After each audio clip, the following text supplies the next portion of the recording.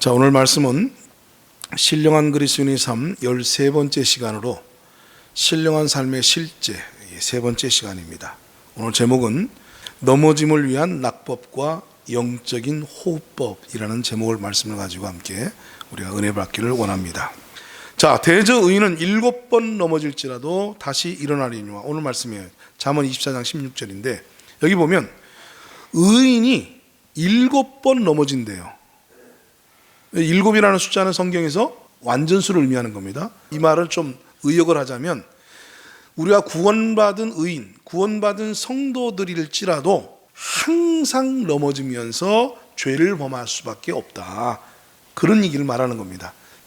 자, 구원받은 성도라도 매일매일 넘어지고 죄를 짓게 됩니다. 안타깝지만, 아쉽지만, 이렇게 살고 싶지 않지만 구원받은 성도라도 매일매일 넘어지고 죄를 짓게 된다는 것이 현실입니다. 이것을 부정할 수 있는 사람은 아무도 없을 것입니다. 자, 그렇다면 왜 성도는 구원을 받았는데도 넘어지고 죄를 짓게 되는 걸까요? 우리는 죄로부터 구원을 받은 사람들이잖아요. 왜 구원을 받고도 넘어지는 걸까요? 그리고 구원을 받았는데도 여전히 왜 우리는 세상 사람들과 다를 것 없이 죄를 반복해서 거듭거듭 짓게 되는 것일까요? 자, 이런 문제가 오늘 저와 여러분의 고민이 되어야 됩니다. 그리고 이런 문제에 의문점을 가져야 됩니다. 구원이 뭔데 구원을 받았는데도 죄를 범하게 되는 거야? 이런 의문이 당연히 일어나야 되는 거죠. 여러분, 오늘 진짜 오신 분들은 복을 받으신 분들입니다. 진짜로. 저는 예수 믿고 빠른 시간 내에 오늘 전해드릴 이 말씀을 정리를 했어요.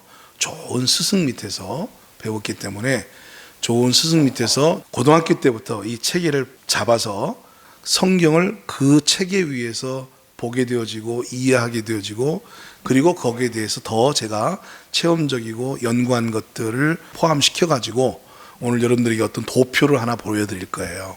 이 도표를 통해서 여러분들이 올바른 오늘 이해를 가지게 되면, 믿음 생활이라는 것이 이런 거구나 하고 한눈에 정리를 하게 되어집니다. 성경을 연구할 때에 모순처럼 보이는 그러한 구절들도 이것이 모순이 아니고 상호 보완적인 개념을 가지고 있는 거구나 하고 깨달음을 얻게 되실 거예요. 그래서 오늘 이것은 참 장경동 목사님이 자주 쓰시는 표현인데, 가르쳐 주기도 아까운 그런 말씀입니다. 그래서 여러분 정말 집중해서 오늘 말씀을 좀 들어주시기를 바랍니다.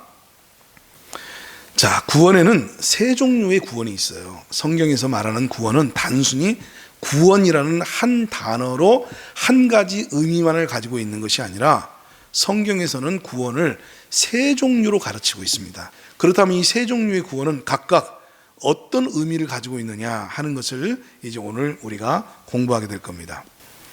자, 첫 번째 구원이 중생 구원이에요. 우리가 예수 믿고 구원받았다 할 때 이 구원은 물과 성령으로 거듭난 중생 구원, 중생 구원입니다. 그 다음에 두 번째가 성화 구원이에요. 성화 구원. 그리고 세 번째 구원의 종류가 영화 구원입니다. 이렇게 중생 구원, 성화 구원, 영화 구원, 이렇게 성경은 세 종류로 구원을 우리에게 가르쳐주고 있는데, 우리가 그것을 제대로 구분하지 못하게 되니까 서로 충돌되는 것 같고 헷갈리는 거예요. 특히 가장 심각한 문제를 일으키는 것이 야고보서 2장 같은 경우예요. 야고보서 2장이 마치 구원이 행위로 받는 것처럼 그렇게 오해되어지고 있는 것이, 구원의 성격을 구분해내지 못하니까 그런 일들이 벌어지는 거예요. 그래서 야고보서 2장은 중생 구원을 말하고 있는 게 아니에요. 성화 구원에 관한 말씀을 하고 있는 거예요. 그러니까 이런 것들을 구분해내지 못하니까 혼란에 빠지게 되는 거예요. 자, 성경에서 말하는 구원은 몇 가지라고요? 세 종류입니다. 세 가지로 가르치고 있습니다. 첫 번째가 무슨 구원? 중생 구원. 두 번째가 성화 구원. 세 번째가 영화 구원. 이렇게 세 종류로 가르치고 있는데요. 중생은 영의 구원이라고 말합니다. 예수 믿고 구원받았다라고 말할 때는 우리의 죽었던 영이 예수와 함께 살아난 거예요. 영에 일어나는 거예요. 그래서 예수님께서 요한복음 3장에서 이렇게 말씀하셨잖아요. 육으로 난 것은 육이요, 영으로 난 것은 영이니. 그러니까 우리가 거듭났다, 구원받았다 할 때의 그 영역은 인간의 영적인 영역이에요. 영 안에 일어난 구원이에요. 그럼 성화 구원은 뭐냐? 혼의 구원이에요. 혼. 이제 사람이 영과 혼과 몸으로 구성되어져 있는데 우리의 영혼이 구원받아야 될 뿐만 아니라 또한 우리의 혼도 구원을 받아야 돼요. 그래서 이것을 혼의 구원이라 그렇게 말합니다. 그럼 영화 구원은 뭐냐? 당연하죠. 몸의 구원을 얘기를 하는 겁니다. 그래서 구원이 이렇게 세 종류로 형성될 수밖에 없고 설명될 수밖에 없는 것이 사람이 영과 혼과 몸으로 구성되어진 존재이기 때문에 이 세 가지의 영역에 다 온전한 구원이 필요한 거예요. 그래서 우리가 중생, 첫 거듭남은 영에 속한 내용을 말하는 것이고, 그 다음에 우리가 성화가 이루어져야 된다라고 말하는 이 성화는 우리의 인격이 변화되어져야 된다, 인격이 구원을 받아야 된다라는 걸 말하는 거예요. 그리고 영화는 마지막에 우리의 몸까지도 구원을 받아야 된다라고 얘기하는 겁니다. 이런 말은 무엇을 의미하겠습니까? 영의 구원을 받았다고 해서 혼의 구원의 영역은 아직 아니라는 거죠. 몸의 구원의 영역도 아직 아니라는 거죠. 온전히 이루어지지 않은 거예요. 자, 좀 더 설명을 드리겠습니다. 좀 전에 말씀드린 대로 이 중생, 이 영의 구원은 죄의 형벌로부터의 구원이에요. 우리가 죄의 형벌에서 벗어났다는 것이지 죄의 다른 영역까지 구원을 받은 게 아니에요. 그럼 성화 구원은 뭐냐? 즉 혼의 구원이라는 건 뭐냐면 죄의 세력으로부터의 구원입니다. 다르죠? 그러니까 죄의 형벌에서 벗어났다고 해서 죄의 세력에서도 벗어나는 게 아니에요. 여전히 우리는 죄의 세력 가운데 살고 있습니다. 그래서 이 죄의 세력에서부터 자꾸 벗어나야 되는 거예요. 그거를 일컬어서 성화 구원 혹은 혼의 구원이라 그렇게 말합니다. 자, 그러면 영화 구원, 몸의 구원은 뭐겠어요?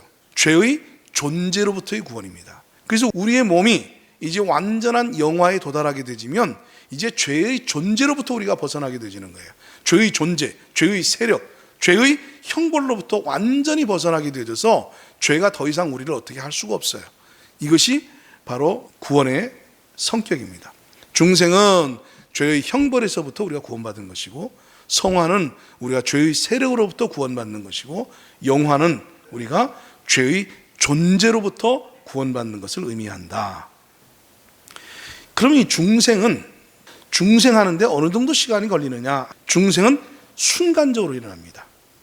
우리가 예수를 믿는 순간 중생이 일어나는 거예요. 그러니까 중생은 오랜 시간이나 과정을 밟아서 이루어지는 사건이 아니에요. 이건 찰나적인 사건이에요. 순간적으로 일어나는 사건이에요. 그러니까 순간적으로 찰나적으로 일어났기 때문에 이 사람은 구원 받았다 못 받았다라고 말을 할 수 있는 거죠. 그러니까 당신 구원 받았습니까? 못 받았습니까? 라는 이 질문이 성립이 되지는 거예요. 그래서 예수님이 구원을 받으라라고 얘기했고, 심지어는 네가 구원을 받았다라고 말을 할 수 있는 이유가, 구원은 오랜 과정을 통해서 오랜 시간을 통해서 서서히 이루어지는 것이 아니라 한순간에 찰나적으로 일어나는 사건이기 때문에 구원은 받았다 못 받았다라고 판정을 할 수 있는 거예요. 물론 그 온전한 판정은 하나님이 하시죠.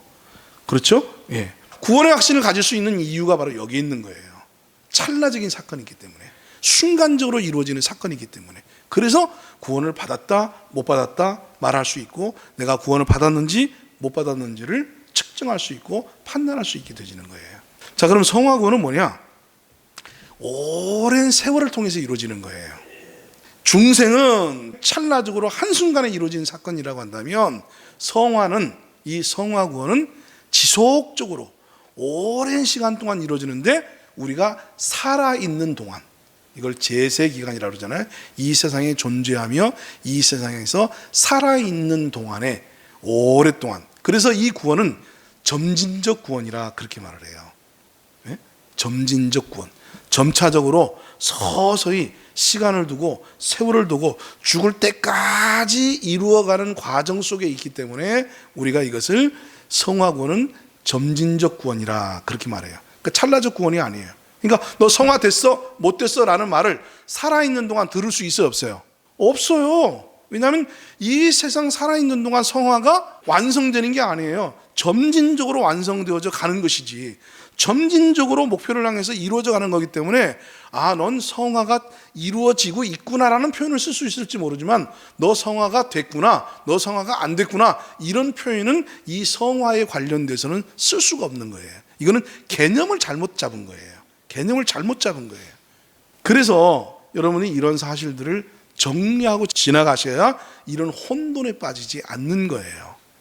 그래서 이 혼의 구원은 오랜 시간 동안, 우리가 살아있는 동안 죽을 때까지 점진적으로 서서히 일어나는 것이고, 그리고 그 과정 속에서는 놀라운 변화의 과정들이 어떤 사람은 격변적으로 일어나고, 어떤 사람은 물에 물 탄 듯 술에 술 탄 듯 일어나고, 사람의 상태와 사람의 입장과 사람의 성격과 사람이 처해져 있는 그 환경에 따라서 각기 아주 다양하게 나타납니다. 다양한 방식으로 이루어져 갑니다. 그래서 이 성화는 어느 한 사람을 특정해서 본을 세워서 성화는 이런 것이다 라고 내세울 수가 없어요.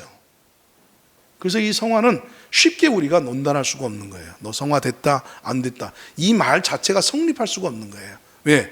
성화는 죽을 때까지 이루어지는 거기 때문에 우리는 죽을 때까지 점진적으로 성화가 이루어지는 것입니다. 이게 성화의 특성이에요. 그럼 영화는 어떻게 일어나느냐? 예수님이 재림하실 때 우리가 호련히 변화되집니다. 그러니까 이것도 역시 마찬가지로 순간적으로 일어나는 사건이죠. 찰나적으로 일어나는 사건이에요. 영화는 점진적으로 일어나지 않습니다. 영화는 우리가 몸을 입고 있는 동안은 절대로 이루어질 수가 없어요. 이 영화 구원은 우리의 몸을 변화시키는 거기 때문에 이 몸을 가지고 있는 한은 절대로 우리는 영화 구원을 이룰 수가 없습니다. 이 영화 구원은 완전히 이 몸을 죽여서 새로운 몸으로 바꾸시기 전까지는 이루어질 수가 없어요. 근데 이건 언제 일어나느냐? 예수님의 재림 때 일어납니다. 예수님의 재림 때 우리가 죽으면은 이제 새로운 몸으로 부활하는 거예요. 전에 제가 한번 부활체에 대해서 설명을 드렸죠. 누에 고치가 변화되어져서 뭐가 되죠? 나비가 되어지고 나방이 되듯이 완전히 다른 모양으로, 그렇죠? 또 이 꽃이 시커먼 씨가 떨어져서 죽고 다시 피니까 완전히 새로운 꽃으로 나타나잖아요. 이처럼 영화체는 우리의 이 몸과는 전혀 무관하고 상상도 할 수 없는 그런 새로운 몸으로 우리가 부활되어져서 천국에 들어가는 거예요. 그래서 이 천국에 들어가는 순간, 예수님의 재림 때에 호련히, 성경에서는 호련이라고 그랬어요. 호련히 그냥 한순간에 순간적으로 역시 일어나는 겁니다. 근데 이것은 몸에 일어나는 변화고 중생은 우리의 영에 일어나는 변화고 그 차이가 있을 뿐이죠. 그래서 이 중생과 영화는 찰나적이고 순간적이라는 공통점을 가지고 있지만 성화는 질겨. 그러니까 성화가 잘 된다는 거예요, 안 된다는 거예요? 안 된다는 거예요, 한마디로. 이 성화가 제일 이렇게 어렵다는 거예요. 아주 질겨. 어떻게 될 때까지? 죄의 몸을 벗을 때까지. 결국 이 성화는 무엇과 관계가 있는 걸 알 수 있어요? 죄의 몸과 관계가 있는 걸 알 수 있어요. 그러니까 죄의 몸을 우리가 입고 있는 동안에는 성화가 이루어져야 안 이루어져요? 안 이루어지는 거예요.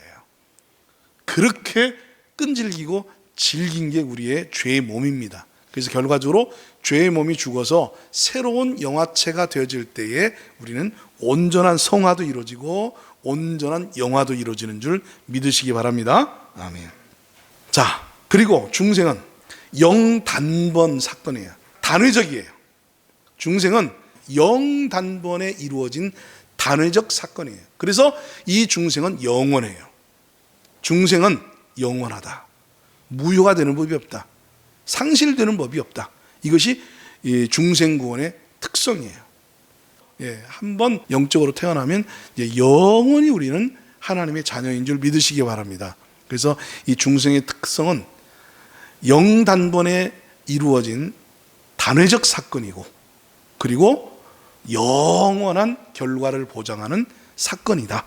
이것이 중생인 줄 믿으시기 바랍니다. 아멘. 성화구원은 반복적이에요. 그리고 변동적이에요. 그래서 내가 혈기가 완전히 사라졌다거나 나는 완전히 이제는 거룩해져서 온전해졌다거나 이렇게 말할 수가 없어요. 지금은 내가 굉장히 겸손한 것 같은데 언제 다시 교만하게 될지 몰라요. 사람은 언제 어떻게 변화될지 몰라요. 육의 몸을 입고 있는 동안에는 사람은 끊임없이 변화되어집니다. 그래서 반복적이고 변동적인 것이 이것이 성화 구원이기 때문에 이 성화를 완전히 이뤘다 못 이뤘다 이런 표현들은 그래서 쓸 수가 없다 하는 사실입니다. 자, 그럼 영화 구원은 어떠냐? 역시 중생 구원과 같은 성격을 가지고 있어요. 단회적이에요. 단번에 이루어지는 겁니다. 호련히 예수님이 재림할 때 단 한 번에 이루어지는 사건이고, 그 다음에 영속적이에요. 단 한 번 우리가 영화체가 되어져서 영원히 그 몸으로 이제는 영생의 세상에서 살아가게 된다 하는 얘기입니다. 자, 그러면 이 중생 구원은 어떤 성격이냐? 영적으로 이제 우리가 출생하는 거예요. 근데 하나님의 아들이라는 신분을 획득하면서 출생하는 거예요. 하나님의 자녀가 되는 것은 다른 어떤 방법으로도 하나님의 자녀가 되는 방법은 없어요. 오로지 거듭나는 방법. 그래서 영적으로 출생함으로 우리가 하나님의 자녀가 되어지는 거예요. 성화는 뭐냐? 출생했으니까 이제 어떻게 해야 돼요? 성장해야 되는 거죠. 성장하는 거예요. 성장. 그리고 하나님의 자녀가 되었으니까 하나님의 자녀다운 실력을 키워나가고 배양해 나가는 것, 그거를 성화라 그렇게 말을 하는 거예요. 그러니까 중생은 출생이에요. 그래서 하나님의 아들이라는 신분을 얻었어요. 하나님의 자녀라는 신분을 얻었어요. 그러니까 이제 출생을 했으니까 어떻게 해야 돼요? 성장해야 돼요. 부지런히 자라야 됩니다. 그래서 성경에 보면은 성장이라는 말씀, 너희가 믿은 지가 오래됐는데도 아직도 어린아이가 되어져서 젖이나 먹고 앉아있다라고 책망을 하잖아요. 그러니까 영적으로 구원받은 사람이 성장하지 못하면 책망거리인 줄 믿으시기 바랍니다. 영적으로 구원받아서 출생한 사람이 성장하지 못하면 하나님의 고민거리인 줄 믿으시기 바랍니다. 이거는 정상적인 것이 아닌 거예요. 출생을 했으면 모든 생명은 성장의 과정이 나타나는 거예요. 그리고 이 성장의 과정은 그 신분에 걸맞는 실력을 배양하게 되지는 거예요. 그래서 호랑이가 성장하면 점점 호랑이다워가는 것이고, 토끼가 성장하면 점점 토끼다워가는 것이고, 구원받은 하나님의 자녀가 성장하면 점점 하나님 자녀다워지는 겁니다. 이것이 바로 성화의 특성이에요. 그러니까 성화된다는 얘기는 우리가 뭐 거룩하게 완전히 변화된다 이런 뜻이 아니라 성장한다는 거예요. 내가 영 안에서 점점 자라나는 것을 성화라고 얘기하는 거예요. 그러면서 점점 누구를 닮아가는 거예요? 예수님을 닮아가는 거예요. 예수님의 장성한 분량까지 우리가 서서히 닮아가는 거예요. 그래서 너 예수님 닮았어 못 닮았어 이런 표현을 할 수가 없어요. 이 세상에 사는 동안 우리가 어떻게 예수님을 온전히 닮을 수 있습니까? 온전히 닮을 수 없죠. 그래서 예수님이 오른뺨을 치거든 왼뺨을 돌려야 되고, 속옷을 달라는 자에게 겉옷을 벗어주고, 오리를 가고자 하는 자에게 십리를 동행해 주라는 이 말씀은 목표예요. 우리가 가야 할 목표이고 우리가 지향해야 될 방향성을 가르쳐주고 있는 것이지, 우리가 마치 예수 안에서 그런 삶을 살 수 있다는 걸 말하고 있는 것이 아니라는 말이에요. 그러니까 여러분요, 이거를 오해하시면 안 돼요. 추구성과 성취성을 오해하시면 안 돼요. 많은 사람들이 이 성화에 있어서 이 문제를 잘 정리를 못하니까 자꾸 혼돈이 빠지는 거예요. 네? 성화는 뭐냐? 방향성이에요. 추구성이에요. 네. 그러나 이 성화는 추구성과 방향성을 말하는 것이지 성취성을 말하는 게 아니에요. 네가 성화를 성취했냐? 성화가 이루어졌느냐? 안 이루어졌느냐? 네가 성화가 되졌어? 그럼 넌 테레사 수녀처럼 살고 있어? 이런 질문이 성립이 안 되는 거예요. 왜냐? 이것은 성화라는 것은 무엇이기 때문에? 방향성을 가지는 거기 때문에. 그리고 그 방향을 향해서 점진적으로 성장해 가고 있는 것이기 때문에. 그러니까 성장해 가고 있는 성장의 포커스를 맞춰야 되고, 그가 어떤 방향으로 성장해 가고 있느냐는 방향성을 봐야 되는 거예요. 그러니까 그 사람이 성화가 되어지고 있다 안 되어지고 있다 이런 표현을 쓸 수 있어도 성화됐다 안 됐다라는 표현은 쓸 수가 없는 거예요. 그럼 영화는 뭐냐? 자, 출생을 해서 성장을 해서 이제 성숙한 사람으로 완성되어지는 겁니다. 성인이 되어지는 거예요. 성숙한 사람, 완성인데, 이 완성의 개념은 천국에서 무엇으로 나타나냐? 지위로 나타나요. 지위. 신분과 지위는 달라요. 성경에서는 이것을 영광의 차이라고 얘기했습니다. 별과 별의 영광이 다르고 해와 달의 영광이 다르다라고 말했습니다. 그래서 이 땅에서 우리가 하나님의 자녀로 태어나서 영적으로 성장하면서 하나님 자녀다운 실력을 점점 배양을 한 수준만큼, 그 사람의 영적 실력 배양, 영적 성장 수준에 따라서 지위가 주어지는 거예요. 그게 영화구원이에요. 그러니까 영화구원은 지위가 확보되어지는 거예요. 그러면 영화에 있어서 이 지위를 확보하는 데 있어서 가장 중요한 근거가 뭐예요? 그렇죠. 성화죠. 성화가 이 영화의 결과에 지대한 영향을 미치는 거예요. 그러니까 성화하고 영화는 떼어놓고 볼 수가 없는 거예요. 내가 이 세상에서 성장한 것만큼 그 수준으로 영화되어지는 거예요. 그래서 그 수준으로 영화되어져서 영원히 그 수준으로 살아가고 영원히 그가 그 수준에 걸맞는 분량대로 지위를 얻게 되죠. 그래서 그 지위에 따른 누림, 그 지위에 따른 영광, 그 지위에 따른 특권들이 보장되어지는 거예요. 이것을 성경에서 상급의 차이 이렇게 표현을 하는 거예요. 그러니까 상급의 차이를 만드는 것은 구원이 아니에요. 중생이 아니에요. 상급의 차이를 만드는 것은 바로 성화입니다. 성화가 상급의 차이를 만드는 거예요. 그러니까 상급의 차이를 위해서 우리가 성화가 이루어져야 되고 성화군을 이루어 나가는 것이지, 상급의 차이가 없으면 굳이 이 세상에서 우리가 성화를 위해서 노력하고 애쓰고 그럴 필요가 없어요. 자, 중생은 과거 구원이라 그렇게 말을 합니다. 즉 이루어진 구원이에요. 혹은 다른 말로 얻은 구원, 받은 구원, 그렇게 말을 해요. 우리가 예수 믿고 이미 얻은 구원, 그걸 중생이라고 얘기하는 겁니다. 그러니까 이미 이루어진 구원이에요. 이건 과거형으로 쓰고 있어요. 그래서 에베소서 2장 8절에 보면 너희가 그 은혜를 인하여 믿음으로 말미암아 구원을 얻었나니 라는 표현을 쓰는 거예요. 그러니까 구원을 얻었다라는 과거형을 쓰고 있으면 이건 무슨 구원을 얘기하고 있는 거예요? 중생 구원을 얘기하고 있는 거예요. 그러니까 성경에 구원의 시제가 과거형이나 과거 완료형으로 나타나 있으면 이건 중생에 관한 구원을 말하고 있는 거예요. 똑같은 구원이라는 단어를 쓰고 있어도 시제를 보셔야 돼요. 시제. 이 시제가 현재형인지 미래형인지 과거형인지. 근데 성경의 시제가 과거형으로 나오면 그거는 무슨 구원을 얘기한다? 중생 구원을 말한다. 그래서 너희가 그 은혜를 인하여 믿음으로 말미암아 구원을 얻었나니, 이미 구원을 얻었어요. 이것이 너희에게서 난 것이 아니요 하나님의 선물이라. 그래서 우리의 중생 구원은 과거형인 줄 믿으시기 바랍니다. 그래서 우리가 구원 받았다는 표현을 쓰는 거예요. 난 지금 구원 받고 있어요. 이 표현은 지금 잘못 쓰고 있는 거예요. 나는 지금 구원 받기 위해서 애를 쓰고 있어요. 구원 받아가고 있어요. 구원이 지금 시작되었어요. 그래서 구원이 진행되고 있어요. 이거는 중생 구원에 관한 말이 아니에요. 그건 전적으로 중생 구원과는 무관한 시제입니다. 중생 구원과 관련된 시제는 과거형인 줄 믿으시기 바랍니다. 성화는 그는 뭐냐? 현재 이루고 있는 거예요. 그래서 이루어가는 구원이라 그렇게 말합니다. 이루어가는 구원. 그러니까 받는 구원, 얻는 구원 이렇게 표현하기도 해요. 중생은 받은 구원, 얻은 구원이라면 성화는 이루는 구원, 얻는 구원, 현재형이란 말이에요. 현재. 그러니까 현재 지금 이루고 있어요. 그러니까 여기서 성화는 이루어 가고 있습니다. 성화되어져 가고 있습니다. 성화를 위해서 애쓰고 있습니다. 이런 현재형의 표현들이 나온 것들은 다 아하, 이거는 중생에 관한 구원을 말하고 있는 것이 아니라 성화에 관한 말씀을 하고 있는 거로구나 하고 여러분들이 그렇게 시제를 보고 구원의 성격을 파악을 하게 되시는 거예요. 가장 대표적인 예, 많은 사람들이 혼돈하고 있는 빌립보서 2장 12절. 그러므로 나의 사랑하는 자들아, 너희가 나 있을 때뿐 아니라 더욱 지금 나 없을 때에도 항상 복종하여 두렵고 떨림으로 너희 구원을 이루라. 그러니까 이 말씀을 가지고 봐라, 구원은 이루었다라고 말할 수 있는 것이 아니라 이루어 가는 거야. 지금 현재 너희 구원을 이루라고 얘기하고 있잖아.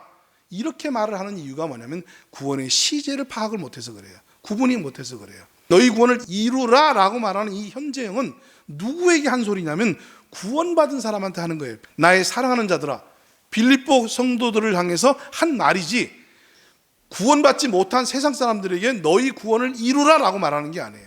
그리고 이 구원은 복종하여 두렵고 떨림으로 이루는 게 아니에요. 원래 중생은 믿음으로 우리가 얻는 거지 무슨 두렵고 떨림으로 복종하고 순종하고 애쓰고 힘써서 우리가 구원을 받습니까? 아닙니다. 로마서 4장에서 분명히 말했잖아요. 믿음이라는 건 뭐냐면 값없이 얻는 거예요. 예? 내가 수고하고 노력한 어떤 대가를 얻은 것은 그건 싹시예요. 수고의 대가지요. 그건 월급이에요. 그거는 은혜가 아니잖아요.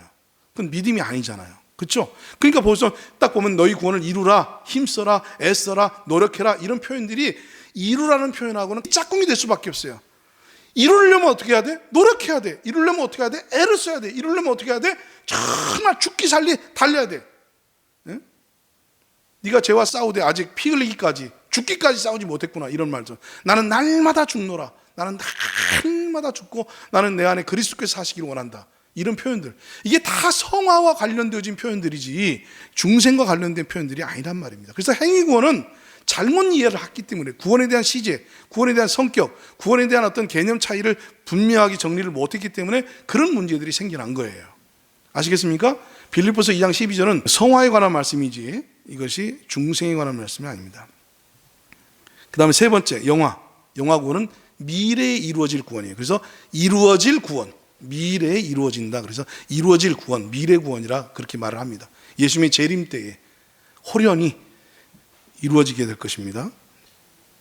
자, 그리고 이제 마지막 줄입니다. 중생은 성령의 내주하심으로 이루어집니다. 중생이라는 말은 성령이 우리 안에 오셨다는 얘기예요. 아시겠습니까? 자, 그럼 성화는 뭐냐? 성령의 인도하심을 받는 삶이 성화예요.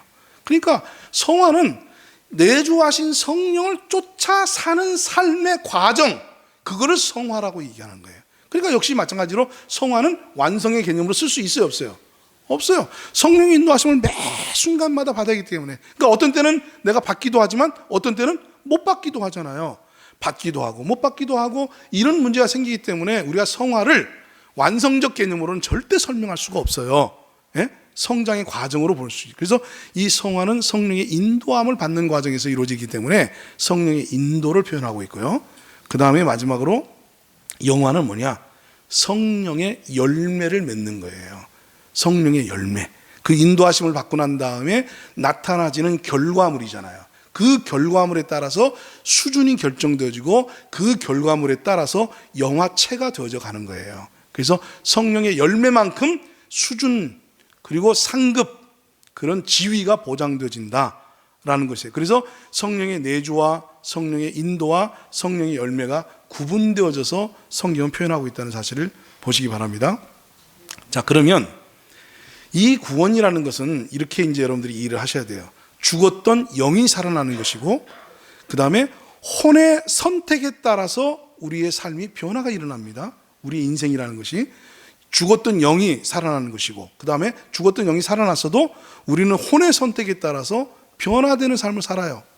내가 성령을 쫓아 살기로 결정하면 성령의 인도하심을 통해서 성결함이 나타날 것이고, 성령의 인도하심을 받지 않으면 육신의 모습이 나타나지고, 이것은 지속적으로 반복되는 거예요. 아침에는 내가 성령으로 성결된 삶을 살 수 있을 때 저녁에는 다시 육신이 튀어나와서 악한 모습으로 나타날 수도 있는 거예요. 왜? 무엇 때문에? 내 혼이 누구의 인도를 선택하느냐, 육의 인도를 따르냐 아니면 성령의 인도를 따르냐, 육의 소욕을 따르느냐 성령의 소욕을 따르느냐는 이 혼의 선택 때문에 성화는 완전히 이루어질 수가 없어요. 혼의 선택으로 말미암아서 과정을 밟는 거죠. 그래서 그걸 실력, 수준이라고 표현하는 거예요. 그 다음에 세 번째, 죄의 법이 작동하는 사망의 몸을 가지고 있어요. 이게 구원받은 사람들이 지금 이제 살아갈 때에 나타나는 모습입니다. 죽었던 영은 살아났지만 혼의 선택에 따라서 영의 모습이 나타날 수도 있고 여전히 육의 모습이 나타날 수도 있고, 그런데 죄의 법이 작동하는 사망의 몸을 입고 있기 때문에 이 죄의 법으로부터 온전히 해방될 길은 없는 것이고, 그래서 이 혼의 선택과 죄의 몸으로 사는 동안에는 구원을 받았어도 여전히 죄를 범할 수밖에 없는 존재다. 그러니까 우리가 구원받았어도 여전히 우리는 이러한 이유로 죄를 범할 수밖에 없다라는 겁니다. 잘 들으세요. 이는 죄를 범하는 것이 정당하다는 것이 아니에요. 구원받았어도 죄를 짓는 게 뭐 어쩔 수 없다며 그건 정당한 거 아니야? 그래서 뻔뻔해지라는 말이 아니에요.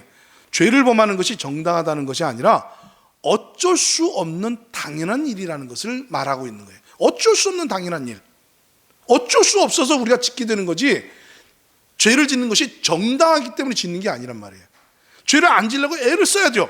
그러나 죄를 지을 수밖에 없어요. 이것이 우리들의 딜레마요, 우리들의 문제인 거예요. 따라서 구원받은 성도는 죄와 더불어 사는 법을 배워야 돼요. 어쩔 수 없어요. 우리는 구원받아서도 죄를 범하며 살아가기 때문에 어쩔 수 없이 구원받은 성도도 죄와 더불어 사는 법을 배워야 됩니다. 그럼 죄와 더불어 산다는 게 뭐냐? 성도가 죄와 더불어 산다는 것은 죄를 범하였을 때 좋지 않은 법과 죄와 싸워 이기는 법을 익혀야 한다는 걸 의미하는 거예요. 자, 죄와 더불어 산다는 것이 두 가지 의미입니다. 첫째는 뭐예요? 죄를 범했을 때 좋지 않은 법, 범하고 난 뒤에 어떻게 처리해야 되는가 하는 그 조치법을 배워야 되는 거예요. 그 다음에 두 번째, 죄와 끊임없이 싸워서 점진적으로 이기는 법을 익혀야 되는 거예요.